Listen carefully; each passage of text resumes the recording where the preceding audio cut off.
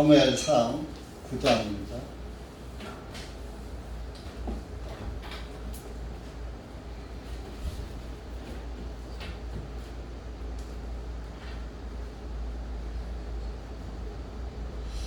사무엘상 9장 1절에서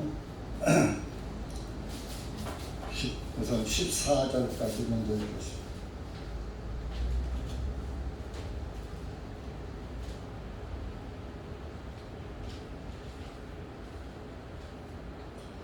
사무엘상 9장 1절입니다. 시작. 이제 베냐민 사람 중에 기스라 하는 이름을 가진 자가 있었는데 그는 아비엘의 아들이며 스로울의 손자이요 벳고랏의 증손이요 아비야의 현손으로 베냐민 사람이며 강력한 용사더라. 그에게 사울이라 하는 이름을 가진 아들이 있었는데 그는 탁월하고 준수한 청년이요 이스라엘 자손 중에서 그보다 더 준수한 사람이 없었으니 그는 모든 백성보다도 어깨만큼 더 크더라. 그때 사울의 아버지 기스가 나귀들을 잊어버리고 그의 아들 사울에게 말하기를 이제 너는 종 하나를 데리고 일어나 가서 나귀들을 찾으라 하니 그가 에브라임 산을 지나 살리사의 땅을 두루 다니되 그것들을 찾지 못하였고 그들이 사알림의 땅을 지났으나 그것들이 거기에도 없었으며 그가 베냐민 사람들의 땅을 지났어도 그것들을 찾지 못하였더라. 그들이 수베 땅에 이르니 사울이 그와 함께한 자기 종에게 말하기를 오라 우리가 돌아가자. 내 아버지께서 나귀들을 염려하기보다는 우리를 걱정하실까 하노라 하니 그 종이 사울에게 말하기를 자 보소서 이 성읍에 한 하나님의 사람이 있는데 그는 존경받는 사람이요 그가 말하는 모든 것은 반드시 이루어진다 하니 이제 그곳으로 가소서 혹시 그가 우리의 가야 할 길을 보여주리이다 하니라. 그때 사울이 그의 종에게 말하기를 그러나 보라 만일 우리가 가면 우리가 그 사람에게 무엇을 가져다 드리겠느냐. 우리 그릇들에는 빵이 다 소비되어 하나님의 사람에게 가져다 드릴 선물도 없으니 우리에게 무엇이 있느냐 하니 그 종이 사울에게 다시 대답하여 말하기를 보소서 내가 여기 손에 은 한 세겔에 4분의 1이 있으니 내가 이것을 하나님의 사람에게 드려 우리의 길을 말씀해 달라고 하겠나이다 하니라. 이전에 이스라엘에서는 사람이 하나님께 여쭈러 갈 때면 그가 말하기를 오라 선견자에게 가자 하였으니 이는 지금 선지자라 불리는데 예전에는 선견자라 불렸기 때문이라. 그때 사울이 그의 종에게 말하기를 네 말이 옳도다.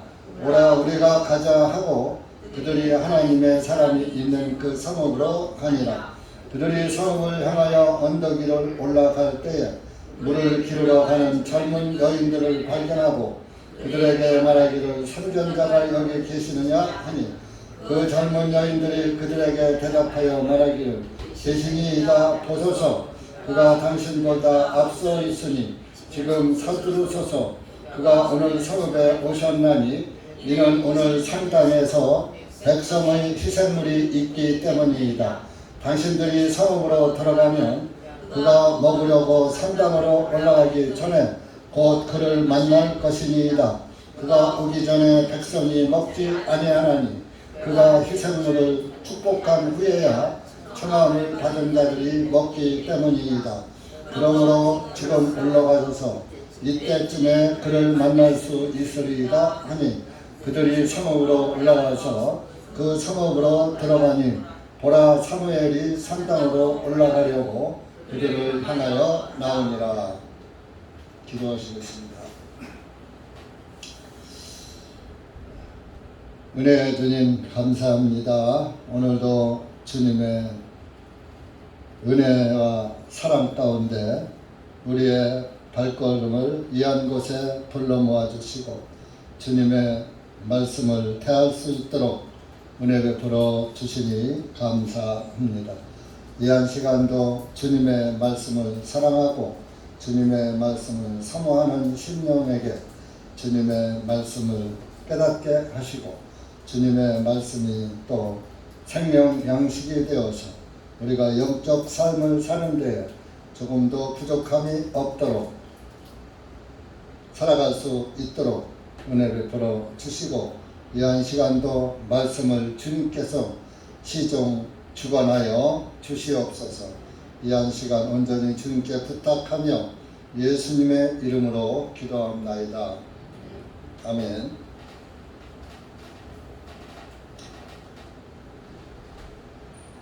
가 그냥.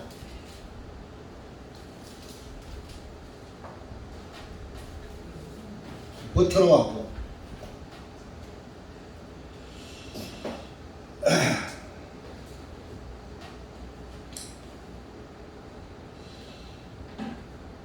이스라엘은 12지파가 있죠. 12지파 중에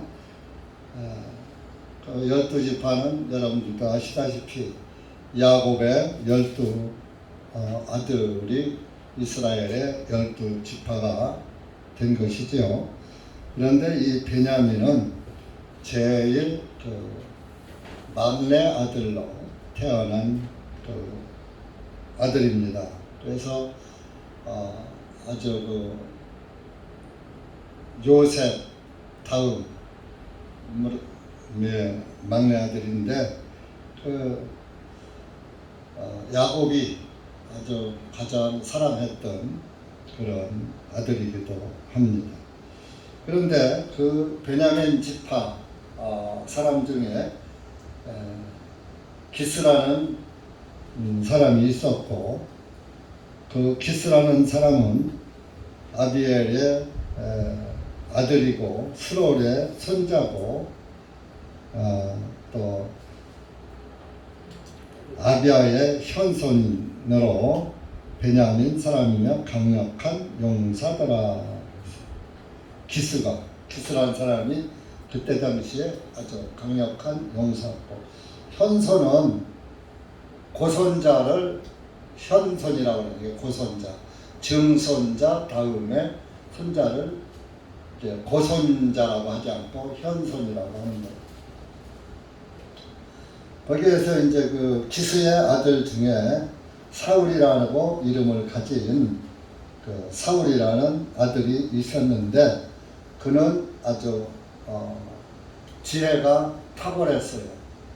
탁월은 높고 뛰어났다 그러면 높을 탑, 또 너무롤, 유월 할 때 너무롤 이렇게 탁월 다른 사람보다 아주 뛰어났다, 높았다. 그리고 준수한 청년이요. 잘생긴 사람을 준수하다 그러죠. 키도 크고 아주 남자답게 잘생긴 사람을 준수하다 그래요. 이스라엘 자손 중에 그보다 더 준수한 사람이 없었으니 사울이 아주 인물이 되게 좋았던 것 같아요. 또 그는 모든 백성보다도 어깨만큼 더 크더라 그랬어요. 그러니까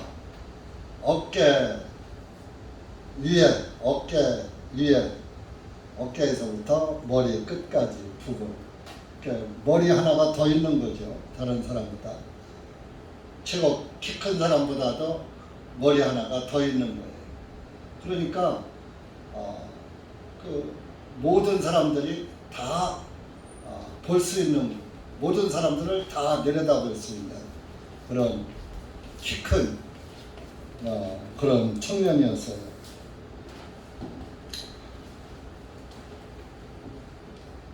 그래서 이게 크다 하는 것은 성경에서 큰 것은 참 별로 좋은 게 아니에요. 이제 그 사울의 그 준수하고 잘난 그 인물상을 여기서 보여주는 겁니다. 그러다 보니까 사울의 아버지 기스가 또 그 잘생긴 아들에게도 또 어느 정도 신경이 많이 가겠죠. 아들이 여럿이라도 그 중에 더 마음이 쓰여지고 더 관심을 갖는 그런 자녀가 있는 것입니다. 근데 그래서 아버지 기스는 사울에게 종 하나를 붙여주면서 마침 나귀 한 마리가 잊어버렸어요. 근데 나귀를 잊어버리면 예나 지금이나 마찬가지예요. 예를 들어 송아지 한 마리 잊어버렸다. 서로 그 송아지 찾으러 온 동네나 산이나 다 헤매듯이 이스라엘에서도 이제 자기 나귀가 하나 없어졌으니까 그것을 주인은 찾아 나서는데, 사울이 키도 크고 건강하고 건장하고 그러니까 또 힘도 셌겠죠. 그러니까 종 하나 붙여가지고 나귀 좀 찾아와라. 아무리 찾아도 그 나귀를 찾을 수가 없었던 거예요. 그래서 이제 찾다 못 찾으니까 그 사울이 자기 종에게 말합니다. 야, 우리 가자.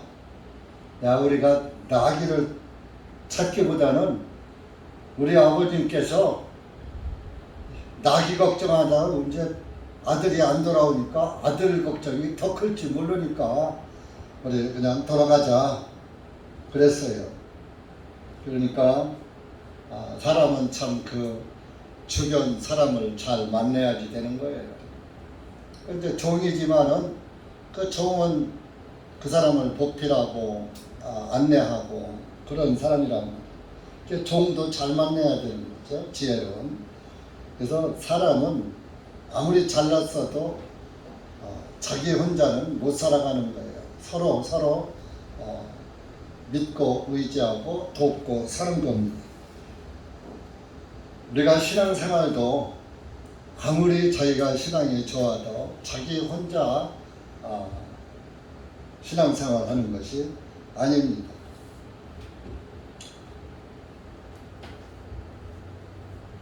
이 사울의 따라왔던 종이 사울에게 말합니다. 아유, 그냥 여기서 포기하고 가시지 말고요. 이 성읍의 6절입니다. 하나님의 사람이 한 분이 계십니다. 그런데 그분은 많은 사람들에게 존경받는 사람이고 또 그가 말하는 것은 다 이루어집니다. 그분이 말한 것은 그대로 됩니다. 이렇게 말하면서 우리도 혹시 그분한테 가서 우리가 그냥 돌아가야 되는지 아니면 나귀를 찾아야 되는지 어디 가면 나귀를 찾을 것이라 알려주든지 할 거 아닙니까? 그러니까 우리가 한번 하나님의 사람에게 가서 한번 물어봅시다. 그렇게 말을 했던 거예요. 사실 참 이 종이 굉장히 충복이었던가 봐요. 이거 어지간하면 아이고 그래요. 주인이 가자는데 그러시죠. 가죠 하고 그냥 갈 건데 하나님의 사람을 일컬었잖아요. 하나님의 사람이 있는데 그분은 존경받는 사람이다. 그래서 그분한테 가서 물어보자, 여쭤보자. 그래서 참 우리도 이런 데에서 좀 생각을 하고 넘어가야 됩니다. 우리도 정말 참 보이지 않는 하나님을 말씀으로 보고 그분을 믿고 의지하고 그분을 따라갑니다. 그러다 보면은 참 어떤 때는 잘 보이다, 어떤 때는 안 보이기도 하고, 어떤 때는 또 우리 생활 속에서 하나님이 계신가 아니 계신가 또 이런 생각도 들 때도 있고 그럴 겁니다. 그럴 때 어떻게 해야지 좋을지 내 지혜로 생각이 안 날 때는 우리는 항상 하나님께 여쭤보는 삶을 살아야 돼요. 말씀께 여쭤봐야 돼요. 여러분들이 하나님께 기도하고 또 말씀을 묵상하면서 그래도 답이 안 나오면 이제 뭐 교회에서 나보다 영적으로 좀 더 깊은 사람에게 형제들, 자매들 또 물어보고 또 교제해보고 또 그렇게 해도 답이 안 나오면 또 이제 목회자가 있잖아요. 또 목회자한테 또 물어보고 그렇게 하면은 그 신앙 생활이 올바르게 세워지는 것입니다. 그러지 않고 여기서 사울처럼 야 그냥 가자. 하나님 생각도 않는 거죠. 자기 생각만 하는 거죠. 육신 생각. 야 우리 나기 걱정보다 야 우리 걱정 더 하겠다. 이러고 가자고 한다면. 근데 이 종은 하나님의 사람을 생각했던 거예요. 여러분들은 하나님의 종 아니에요? 목사만 종이 아니에요. 여러분들 구원받은 사람은 종이에요. 구원 안 받은 사람은 하나님의 종이 아니고 마귀의 종이겠죠. 그래서 이렇게 이 종은 항상 하나님을 생각하고 하나님의 사람을 염두에 두고 살았던 종입니다. 사울이 그 말을 듣고 야 그래도 그때는 또 좀 정신이 똑바로 했겠나 봐요. 야 우리가 그 하나님의 사람한테 가려면 어떻게 맨손 들고 가느냐. 7절에 보면 무엇을 좀 가지고 가야지 될 게 아니냐. 근데 우리는 빵도 다 먹어 치웠지. 며칠 동안 나귀 찾느라고 다니며 가진 게 아무것도 없지 않느냐. 어떻게 맨손 들고 가느냐. 그랬던 거지요. 실질적으로 이스라엘 사람들은 하나님 앞에 나갈 때는 예수님 이제 구약에 보면 그런 말씀이에요. 내 앞에 올 때는 빈손으로 오지 말아라 그랬거든요. 그러니까 어떤 종교 목사들은 야 이 말씀을 봐라. 하나님한테 올 때는 헌금을 가져와야지 돼. 예물을 가지고 와야지 돼. 맨손으로 오는 게 아니야. 이제 그렇게 설교하는 것도 제가 들은 적이 있습니다. 물론 이제 현 시대에서는 뭐 예물이 돈밖에 없겠죠. 그러나 성경은 어디까지나 그 진리대로 가르쳐야지 돼요. 구약 시대에서는 율법에 하나님 앞에 나갈 때는 반드시 희생 예물을 가지고 나가잖아요. 성전에 예물을 드릴 때는 희생 예물을 가지고 나가서 희생 예물을 드리고 하나님께 경배하고 그러는 것이 율법이란 말이에요. 그래서 하나님 앞에 예물 없이 나갈 수가 없었던 거죠. 하나님 앞에 나가면 예물 없이 나가면 어떻게 돼요? 그래서 그 대제사장이 지성소에 들어갈 때는 대제사장도 피 없이는 지성소에 들어가지 못했던 거예요. 피가 뭡니까? 예물의 피잖아요. 예물을 죽여서 번제단에서 태우고 피는 받아서 지성소에 뿌리는데 피 없이 지성소에 들어가면 죽거든요. 피가 심판을 막아주잖아요. 그래서 맨손으로 하나님 계신 곳에 들어오지 말아라 그랬던 거예요. 피 없이 들어오면 죽으니까. 이제 그런 것을 이제 어떤 사람들은 이제 그냥 물질로 이야기를 해서 갈취를 하죠. 심한 사람은 1,000번제를 드려라 하면서 1,000번의 돈 봉투를 바치게 만드는 1,000번제 드린 사람 몇 사람 봤어요? 뭐 많이 일으키는 않겠지만은 그 1,000번의 봉투를 갖다가 헌금 봉투를 바치는 거예요. 근데 거기에 그 현금에 하나님의 피가 있습니까? 하나님이 피의 예물을 받지 피 없는 예물을 받으십니까? 가인의 예물이에요. 가인의 예물. 그래서 이제 그 사울이 야 그래도 하나님의 사람인데 어떻게 그냥 가느냐 그런 마음으로 이 말을 했는지 또는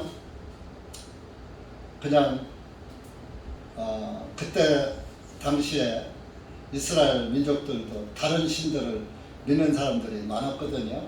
예를 들어서 뭐 점성가한테 가서 물어볼 때 복채 넣고 점치듯이 야 하나님의 사람도 뭐 갖다 복채 넣고 돈 좀 주고 해야지 되잖아. 무당한테 가듯이 그런 생각으로 했는지 이것은 저도 모르겠어요. 그러나 어쨌든 빈손으로 가면 안 된다고 했다. 안 됐다. 가면 안 되지 않느냐 하는 말을 했어요. 그러니까 8절에 그 종이 내 손에 은 한 세겔에 4분의 1이 있으니 내가 이것을 하나님의 사람에게 드려 우리의 길을 말씀해 달라고 하겠나이다.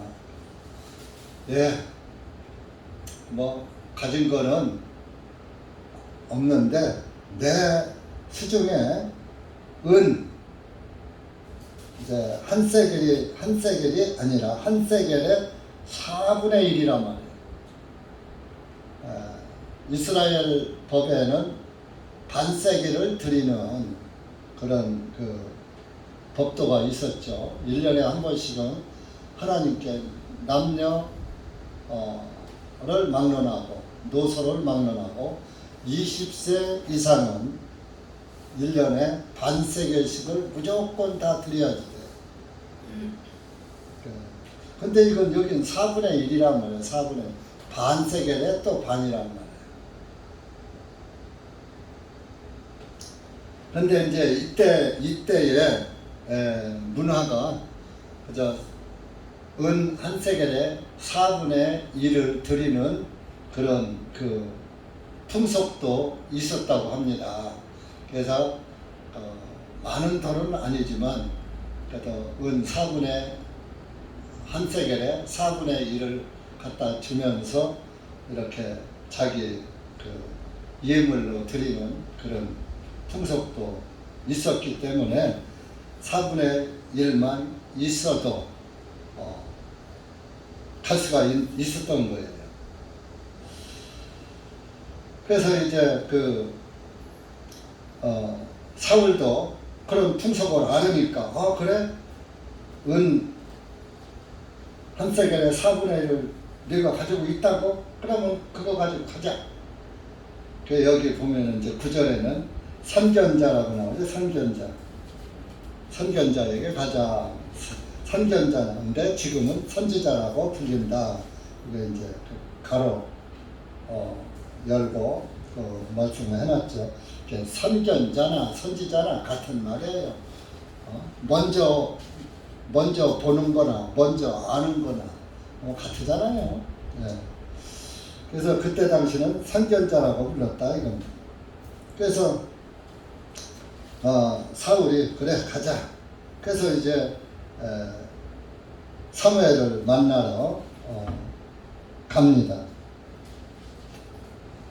그래서 사무엘을 만나러 11절에 가는데 거기가 가다가 물 길러 가는 젊은 여인을 만났더라. 그 젊은 여인들에게 말하기를 여기 선견자가 어디 계시냐 하고 물었어요. 그랬더니 그 젊은 여인들이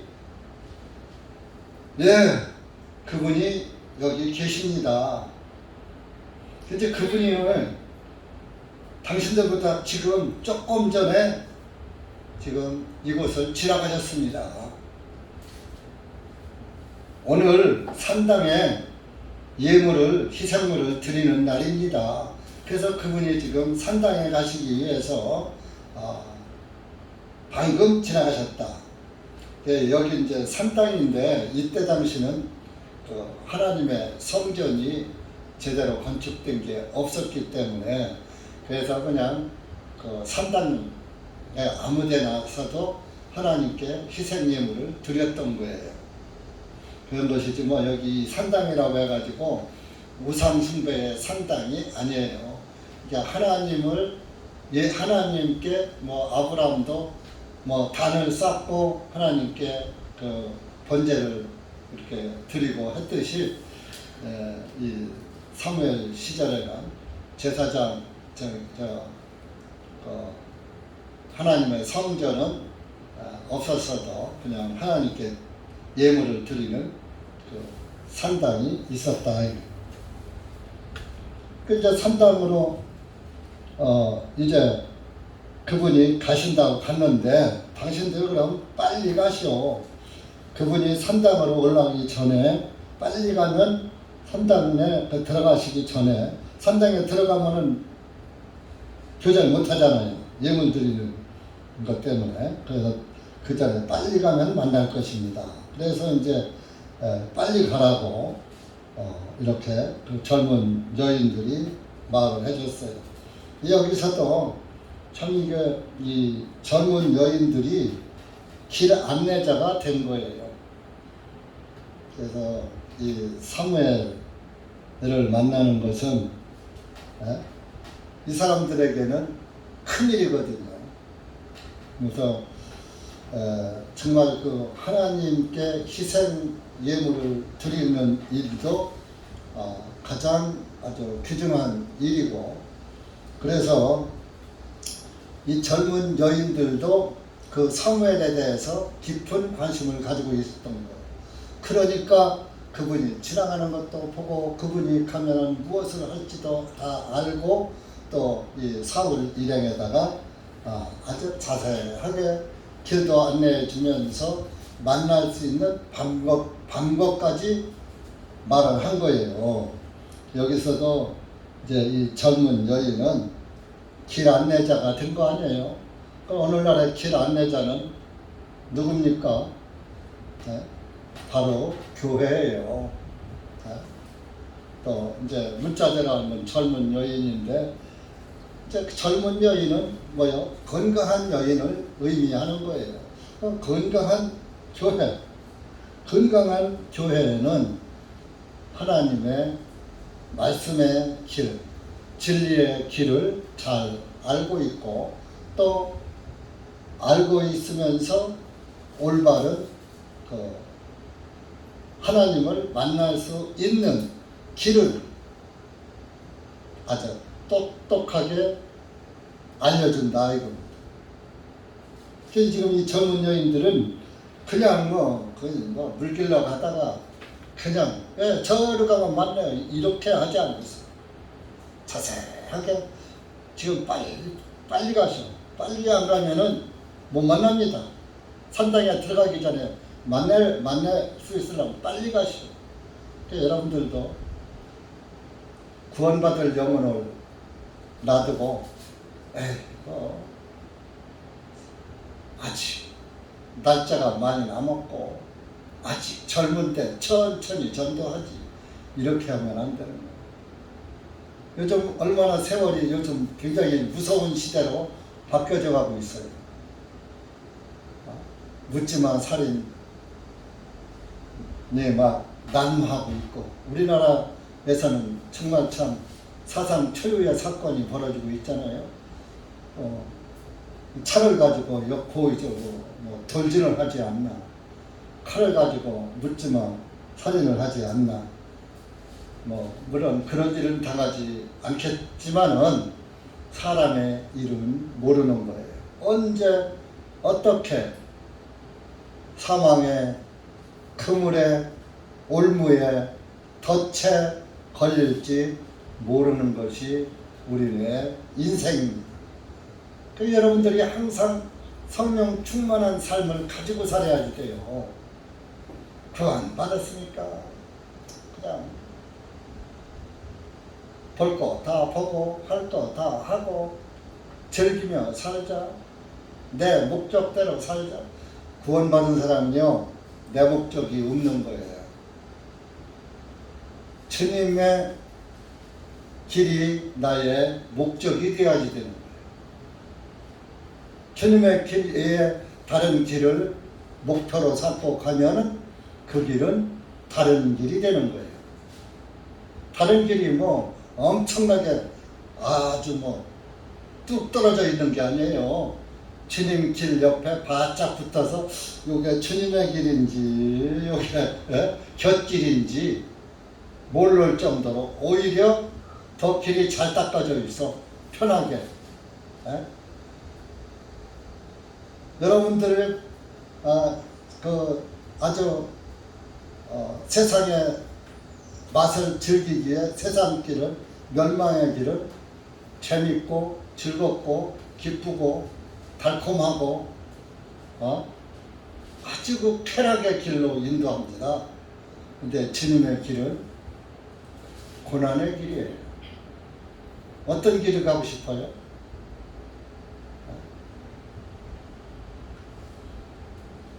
나를 따라오려거든, 예수님을 따라오려거든 나의 멍에를 메고 내게 배우라 그랬잖아.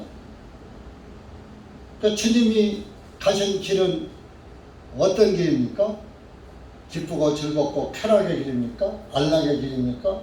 고난의 길이죠. 그럼 우리도, 그러면 그분이 왜 고난의 길을 가셨습니까? 한 영혼을 구원하려, 많은 영혼을 구원하려. 그럼 우리는 왜 고난의 길을 가야 됩니까? 한 영혼이라도 구원하기 위해서. 내 구원으로 끝나는 게 아니에요.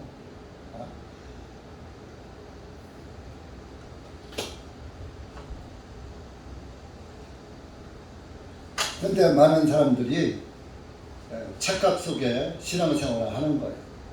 구원받았으니까 됐어. 거기서 끝나는 거예요. 나누니까 먹지도 않고 굶어 죽는 거예요. 영이 굶어 죽는 거예요. 그래서 베드로 사도도 베드로전서 2장에 하나님의 말씀의 젖을 사모하라. 이 말씀의 젖을 사모해서 이것은 너희를 자라게 하기 위함이다. 영이 자라게 하기 위해서 자라려면 말씀의 젖을 사모하고 말씀의 젖을 많이 먹으라 그럽니다. 이 젊은 여인은 물 길러 갔어요. 물 길러. 물을 기르러 가는 것도 의미가 있는 거예요. 물은 생명수잖아요. 생명수. 물은 생명인 동시에 물이 없으면 죽죠. 또 말씀을 의미하기도 하고요. 물은. 그렇기 때문에 그 젊은 여인들은 아주 그 사무엘의 모든 일정을 싹 빼고 있던 거예요. 그러니까 사울 일행에게 자세히 설명을 해서 빨리 가라고까지 얘기했죠. 빨리 가면 만난다. 빨리 못 가면, 빨리 안 가면 못 만난다. 이겁니다. 여러분들도 한 영혼을 놓고 재지 마세요. 오늘 저때 못하면 내일 하고, 올해 못하면 내년에 하고, 뭐 아직 젊은데 이러지 마세요. 지난번에도 말씀드렸죠? 6월절 양고기를 먹을 때 천천히 먹으라 그랬어요? 급히 먹으라 그랬어요? 출애굽기 12장에 양고기를 급히 먹으라, 그리고 내일 아침까지 남겨놓지 말고 다 먹으라 그랬잖아요. 하나님의 양고기를 먹는 것은 뭐예요? 그 양은 예수 그리스도를 의미하잖아요. 예수 그리스도의 말씀을 먹는데 먹기 싫어서 끼적끼적 하는 것처럼 그렇게 먹지 말고 빨리 먹고 남기지 말고 싹 다 먹어쳐.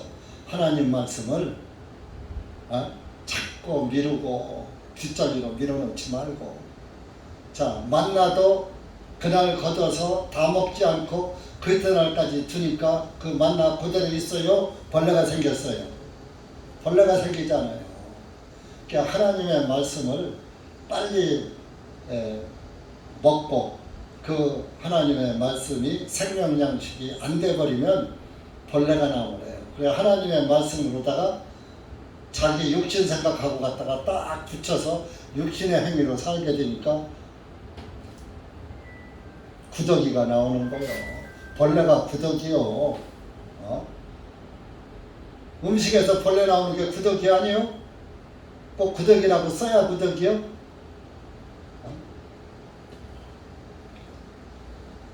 그러니까 하나님 말씀 갖다가 생명양식으로 삼지 않고 육신의 기회로 삼아서 육신에다가 합리화시키고 살면은 그게 거기서 벌레 나오는 거예요.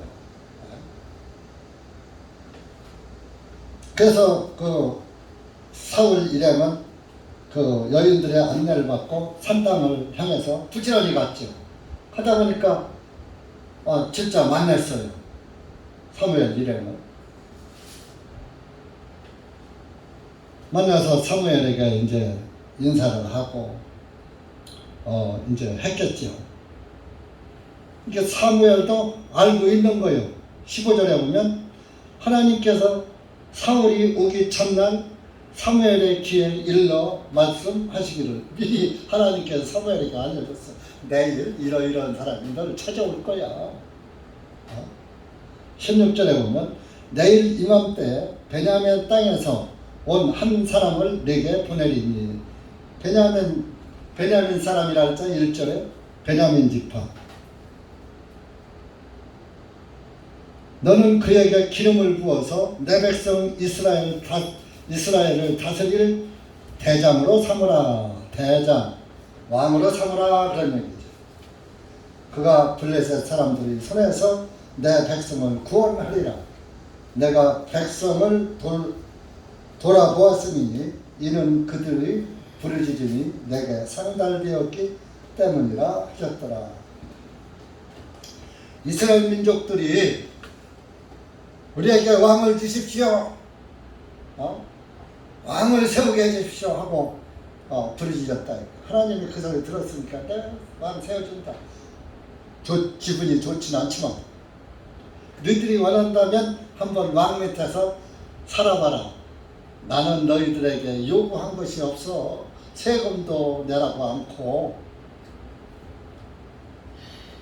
그런데 너희들은 이전에 하나님 섬기는 하나님 성전에서 하나님께 드리는 희생예물은 여전히 드려야지 될 것인데 그 외에 왕에게 바칠 세금이나 내 자녀들이 거기 가서 종살이하고 그를 섬겨야 된다. 그래도 한다고 한 거 아니에요? 그래서 이제 그러면 한번 세상 왕도 섬기고 하나님 왕도 두 왕을 한번 섬겨봐라. 이제 한 것이 된 거죠.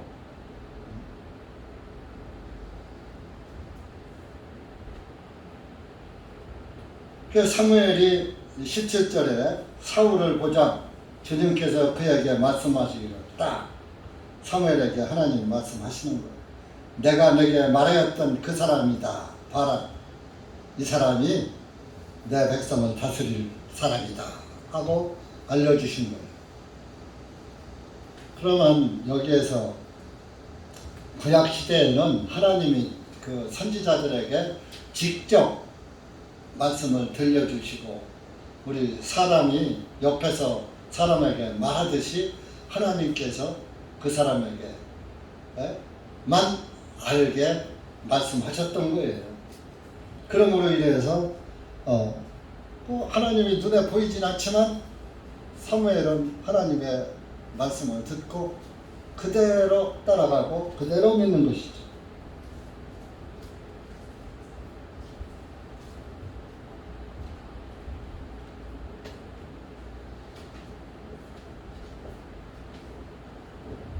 그래서 사울이 성문에 있는 사무엘에게 18절에 나와서 말합니다.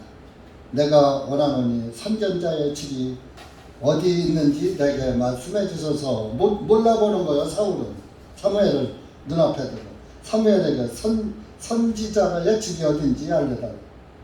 사무엘이 내가 그 선전자니라. 하나님은 알아봐. 사무엘은 알아봤는데 사울은 몰라봤던 거예요. 여러분들은 하나님을 눈으로 못 보지만 하나님은 여러분들을 보고 계셔요. 그 갈라디아서 4장에 갈라디아 교회에다가 말씀하신 게 있잖아요. 갈라디아서 4장 한번 가봐요. 너희들은 하나님의 아신 바 됐다. 그런 말씀을 했잖아요. 갈라디아서 4장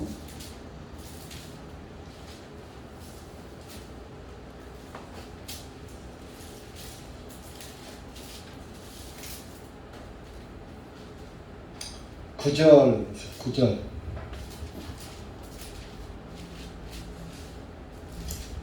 시작. 이제는 너희가 하나님을 알았고 오히려 하나님께서도 너희를 아시거늘 어찌하여 너희는 약하고 천한 초보 원리로 다시 돌아가 거기서 다시 종노릇 하기를 원하느냐. 이제는 너희가 하나님을 알았어. 여러분들이 구원을 받았으면 하나님을 아는 거예요.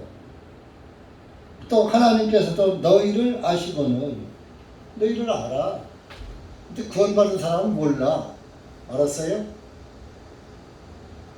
구원받은 사람은 하나님을 알아. 근데 구원 안 받은 사람은 하나님 몰라. 여러분들 하나님이 보였다 안 보였다 하면 구원 못 받은 거예요. 하나님이 구원받은 사람은 하나님이 늘 보이는 거예요. 또 이런다고 또 해서 목사님이 하나님이 늘 보인다고 했다가 눈으로 보인다는 것이 아니라 믿음으로 보인다는 거예요. 믿음으로. 그럼 믿음으로 보이면 믿음이 흔들려 안 흔들려? 안 흔들리지.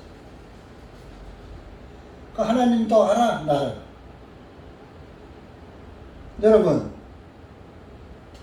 똑같아요. 우리 삶 속에 하나님과 나 사이의 현상을 우리 삶 속에서 보여주는 거예요. 자, 여러분이 아들을 낳았죠? 아들이든 딸이든 낳았죠? 내 자녀 내가 알아요? 몰라요? 알아요. 물으나 말라는 얘기하죠? 그 자녀들은 자기 엄마 아빠 알아요? 몰라요? 오늘은 아빠라고 하더니 내일은 아저씨 그래요?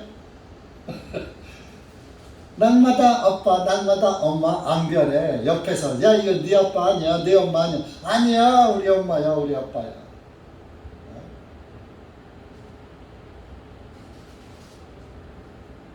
제가 어렸을 때 아마 4-5살 됐을 때인가 봐요.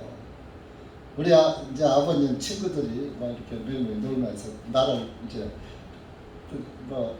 귀여우니까 어렸을 때 그러니까 놀리느라고. 야 이거 네 아버지 아니야. 아니에요, 우리 아빠예요 하면서 막 울면서 아빠한테 간적 그런 그 기억이 있어요. 사랑방에서. 네 아빠 아니야. 나 저기서 주워 왔어? 그러면서. 아니에요 그러면서 아버지한테 그때는 아버지라고 했지 아빠라고 안 했죠. 그러니까 구원받은 사람은 하나님이 아버지로 확 믿어지는 거고 또 하나님이 구원받은 사람은 딱 알아보는 거예요. 여러분이 내 자식 알아보고 내 자식이 나 알아보는 거하고 똑같은 거라니까요. 근데 참 그 육신의 부모 자식은 눈으로 보이고 손으로 만지키는데 우리 영적 아버지는 눈으로도 안 보이고 손으로도 만져지질 않아요. 그거 차이야. 그것이 영과 육의 차이요. 영은 만져지지 않아도 영적으로 보이는 거예요. 확신이 드는 거예요. 확실하게. 육은 이제 손으로 만져지고 눈으로도 보이고.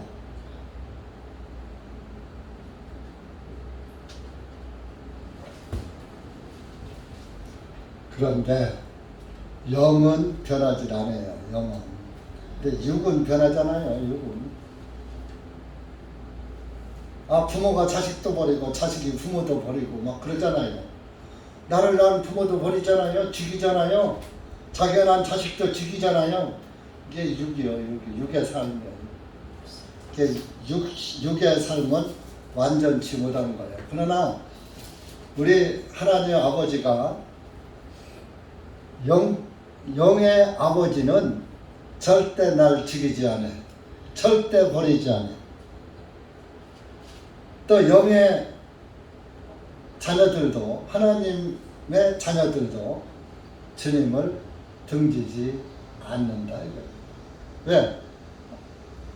딸난 아버지인데, 내 생명의 아버지인데 어떻게 버려?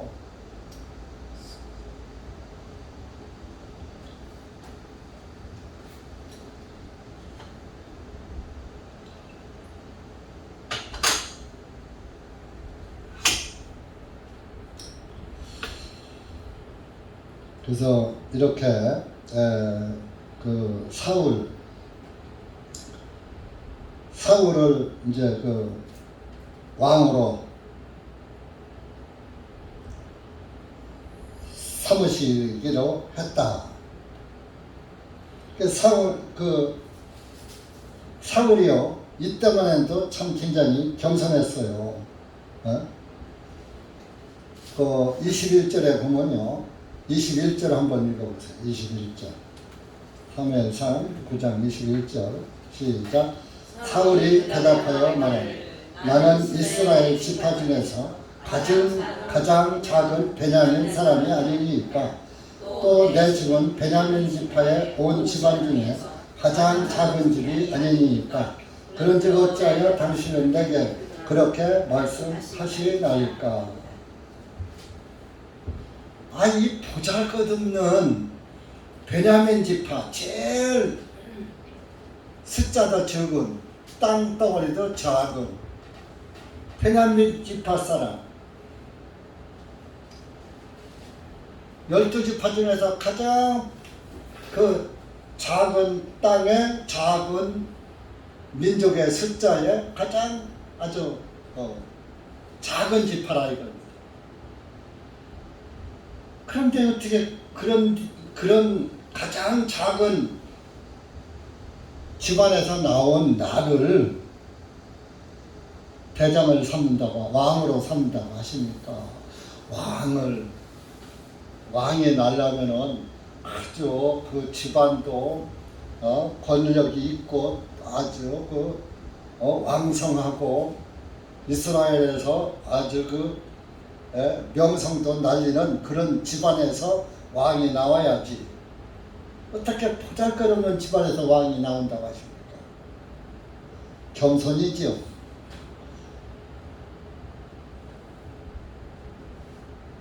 그 9장 2절에 보면은 모든 백성들보다 다 아주 잘생겼다고 그랬어요. 잘생기고 잘나고 키 크고 준수하고 탁월하고.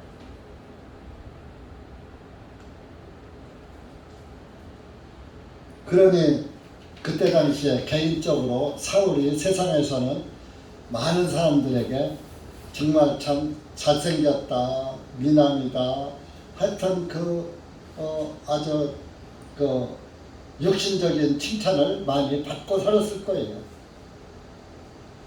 그런데 이때만 해도 사울은 겸손했던 거예요. 키는 크고 잘 났었지만.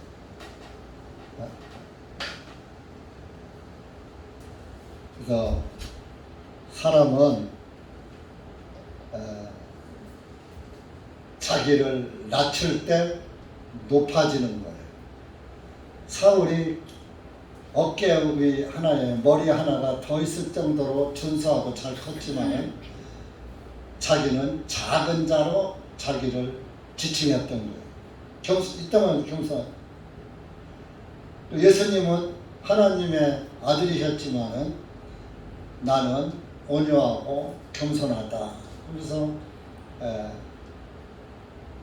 항상 온유와 겸손을 말씀하시고 낮고 자기를 낮춰서 사람의 모양으로 이 땅에 오셔서 죽기까지 복종하신 신실한 종의 역할을 하셨잖아요. 그러니까 이제 이 사울 왕도 자기를 낮춤으로 인해서 정말 사무엘에게 사무엘도 보니까 사람으로서 그래도 왕답게 참 준수하게 잘생겼고 키도 크고 육체도 건장하고 정말 왕의 기상을 가지고 있거든요. 그래서 참 그래서 하나님이 왕을 삼으신다니까 그 말씀에 순종해서 기름 부음을 주려고 왕을 삼으려고 생각하고 있는데 거기에다가 사울이 자기 겸손까지 하니 사울도 야 그래도 이 사람은 왕의 자질이 있구나 그런 생각을 했을 겁니다. 그래서 우리가 이런 걸 보면서 나의 우월성을 가지고 살지 말고 주님 앞에서는 항상 나의 우월성이나 나의 어떤 장점을 그것을 하나님 앞에 내놓지 말고 자기를 항상 낮추고 겸손하고 물은 높은 곳에서 낮은 곳으로 흐릅니다. 하나님의 말씀은 위에서 내려오는 거예요. 만나도 위에서 내려왔어요. 하나님의 말씀도 위에 계신 그분의 말씀이 이 낮은 곳으로 내려오시는데 높은 사람에게는 그 말씀이 임하지 않는 거예요. 자기 의가 높은 사람은 자기 생각이 높고 자기 지식이 높고 자기 사상이 높고 하나님의 말씀을 우습게 알고 하나님의 교회를 우습게 알고 그런 사람에게는 절대로 하나님의 은혜가 임하지 않는 것입니다. 항상 남을 나보다 낮게 여기고 하나님의 말씀에 항상 아멘이 되는 그런 심령에게 은혜의 말씀이 임하는 거예요. 그래서 낮은 사람에게는 점점점 더 물이 많이 흘러가니까 윤택해지는 거예요. 영적으로. 성령이 충만해지는 거예요. 믿음이 항상 자라가고 충만해지고 은혜 충만, 성령 충만, 감사 충만으로 이어지는 거예요. 그 사사기에도 보면 기드온도 굉장히 겸손했었어요. 우리 사사기 6장 한번 봅시다. 사무엘 앞에 있어요.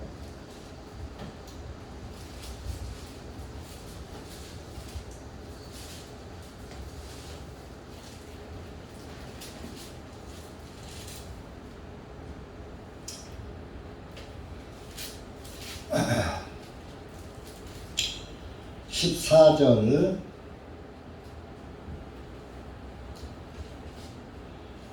부터 16절까지 시작. 주님께서 그를 보시며 말씀하시되 너는 너의 힘으로 가서 미디안 사람들이 손에서 이스라엘을 구하라. 내가 너를 보내지 아니하였느냐 하시니 기드온이 주님께 말씀드리되 오 나의 주님이시여 내가 무엇을 가지고 이스라엘을 구원하리이까. 보소서 내 집은 므낫세 중에서 가난하고 나는 내 아버지의 집에서 가장 작은 자니이다 하며 주님께서 그에게 말씀 반드시 내가 너와 함께 하리니 네가 미디안 사람들을 한 사람같이 치리라 하시니. 자, 이 기도원 기도원 그 300명사에 대해서 이런 사람 알고 있잖아요. 많은 사람 필요 없어. 300명 갖고 기도원이 다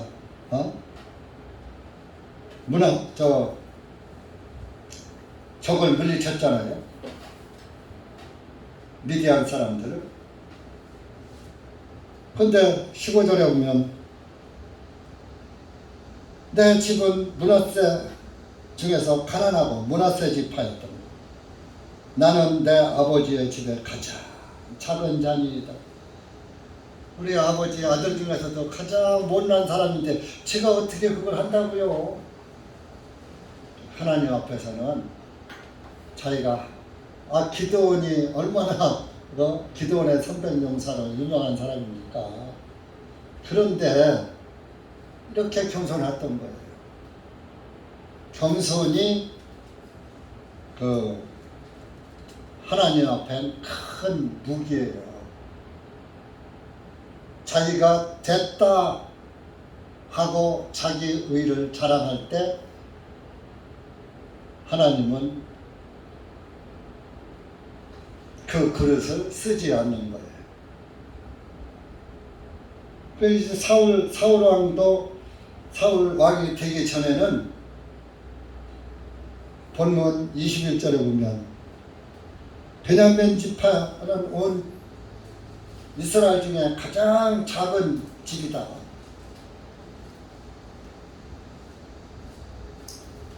자기를 낮췄던 것이죠. 그런데 사무엘은 하나님의 말씀에 순종해서 사울과 22절 본문 22절에 그의 종을 데리고 객실 안으로 들어가서 그들로 초청받은 자들 가운데 가장 좋은 자리에 앉게 하였으니 초청받은 자들은 약 30명이라. 기도원이 자기를 낮춰치고 저는 그런 일을 감당할 수 없습니다 했지만은 사무엘은 그런 거에 아랑곳하 하지 않고 오히려 더 대접을 잘하죠. 23절에 보면 사무엘이 요리사에게 말하기를 내가 내게 주며 따로 두라고 말하였던 그 부위를 가져오라. 그 요리사가 앞다리와 그 위에 붙은 것을 꺼내어 사울 앞에 놓더라. 사무엘이 말하기를 보라 남겨둔 것이니 그것을 내 앞에 두고 먹으라. 내가 백성을 초청해갔다고 말한 이후 지금까지 너를 위하여 그것을 간직해 두었느니라 하며 그날 사울이 사무엘과 함께 먹으니라. 여기 보면요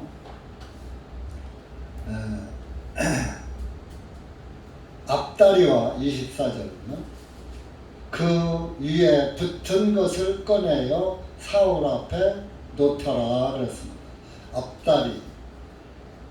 앞다리에 붙은 것은 이제 짐승을 사각으로다 딱 띄면 앞다리하고 가슴 붙습니다. 뒷다리하고 또 사각으로 띄면 붙죠. 가슴 아랫부분이 붙죠. 뒷다리에는. 그러면 그 앞다리가 어디에 쓰이는지 봐요. 레위기 7장 보세요.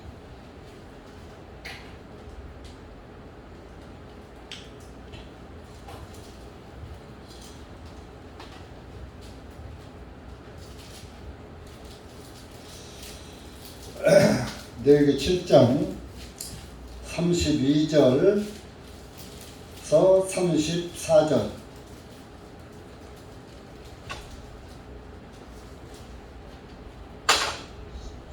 시작. 너희는 또 너희 화목제 희생물의 거제로 제사장에게 오른쪽 어깨 부분을 줄지니라. 아론의 아들들 중에서 화목제 예물들의 피와 그 기름을 드리는 자는 그 오른쪽 어깨 부분을 자기 몫으로 가질지니라. 내가 이스라엘 자손의 화목제 예물들의 희생물에서 그 요제의 가슴과 그 거제의 어깨 부분을 취하여 제사장 아론과 그의 아들들에게 그것들을 주었나니 이는 이스라엘 자손으로부터 행하여질 영원한 법규가 되니라 하시니라. 여기 보면은 32절에 화목제 희생물에 거제가 있고 요제가 있어요. 거제는 그 오른쪽 어깨 부분을 주어서 그것을 들게 만드는 거예요. 하나님 앞에 번쩍 들게. 요제는 그것을 흔드는 거예요. 그것을 요제와 거제의 그 예물을 어깨 부분을 취한다 그랬어요. 그러니까 가슴과 여기 보면 가슴과 요제의 가슴과 그 거제의 어깨 부분을 취하여 그러니까 이 어깨와 가슴 그 보세요. 가슴은 네? 가슴엔 뭐가 있어요? 심장이 있잖아요. 그 심장엔 뭐가 있어요? 사랑이 있잖아요. 마음엔 사랑. 그래서 사울에게 이 제사장의 몫을 잘 사무엘이 보관해 놨다가 사울 왕에게 먹게 한 거예요. 그래서 사울 왕이 뭡니까? 내가 왕이 되면은 백성을 가슴으로 사랑해. 말로만 사랑하지 말고 가슴으로 사랑해. 진정으로 사랑해.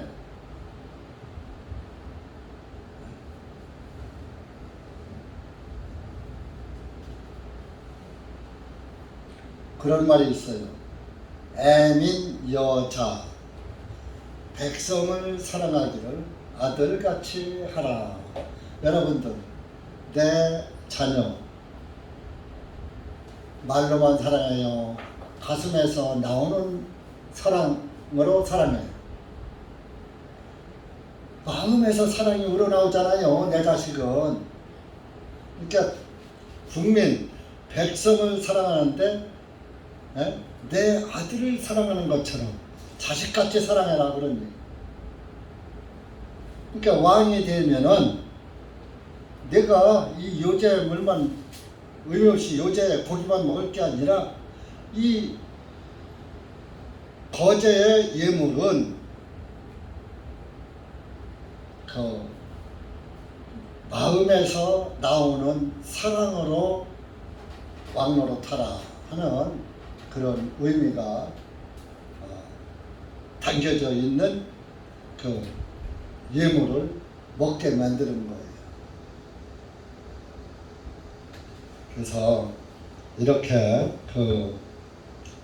온유하고 겸손한 사울에게는 하나님의 왕위가 주어지지요.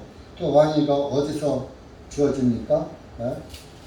그 10장 다음 10장 1절에서 왕을 삼습니다. 여기는 대장이라고 나와요. 옛날에는 왕이 장군이에요. 장군. 옛날에 우리나라 이시조선의 이태조, 이성계도 장군이잖아요. 고려 왕국의 장수였잖아요. 10장 1절 시작. 그때 사무엘이 기름 한 병을 가져다가 그것을 사울의 머리 위에 붓고 그에게 입을 맞추며 말하되 이것은 주님께서 너에게 기름을 부으셔서 그분의 상속을 다스릴 대장으로 삼으신 까닭이 아니냐. 그래서 사무엘이 기름 한 병을 가져다가 사무엘의 머리에 부었다. 기름은 성령을 의미하는 거예요. 하나님이 기름 부음 받은 자는 아무도 해하지 못하는 거예요. 그래서 이제 사무엘상 하여 보면은 사울 왕이 이제 악한 왕이 돼가지고 왕이 되니까 또 교만해져가지고 왕권을 또 뺏길까봐 다윗에게 위협을 느끼고 또 사무엘이 또 하나님 말씀에 불순종했잖아요. 15장에 가면 하나님 말씀에 불순종함으로 인해서 악령이 들어갔다 그랬잖아요. 여러분들이 하나님 말씀에 불순종하면 자, 성령은 순종할까요? 불순종할까요? 하나님 말씀에 불순종하고 그러면은 벌써 악령이 들어가는 거예요. 그러니까 하나님 말씀에 순종하면은 악령이 들어가요. 성령이 그대로 유지돼요. 성령이 더 강성해지고 충만해지죠. 그래서 여러분들은 이런 걸 보면서 하나님의 말씀을 보면서 하나님 말씀에 순종하십시오. 그 순종이 희생물보다 낫다 그랬잖아요. 15장 한번 가봐요. 뭐 잘 아시지만 사무엘상 15장 22절 시작. 사무엘이 말하기를 주님께서 번제의 예물과 희생물을 크게 기뻐하시니 주님의 음성에 복종하는 것만큼 여기시겠나이까. 보소서 순종하는 것이 희생물보다 낫고 귀를 기울여 듣는 것이 승량의 기름보다 낫나이다. 순종이 이렇게 중요한 거예요. 하나님 말씀에 도전하고 하나님 권위에 도전하면 그때부터 마귀에게 끌려가는 거예요. 23절 그 밑에 보면 23절 시작. 이는 반항하는 것은 마술하는 죄와 같고 완고할 것은 불법과 우상 숭배와 같기 때문입니다. 왕이 주님의 말씀을 버렸기에 주님께서도 왕을 버려 이스라엘을 다스릴 왕이 되지 못하게 하셨나이다 하니라.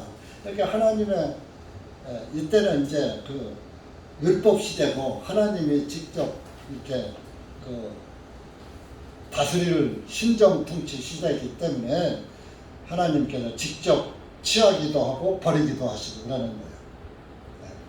그래서 뭐 지금은 은혜 시대니까 그렇지는 않습니다만은 그러나 진리는 변하지 않아요. 순종이 희생물보다 나은 거예요.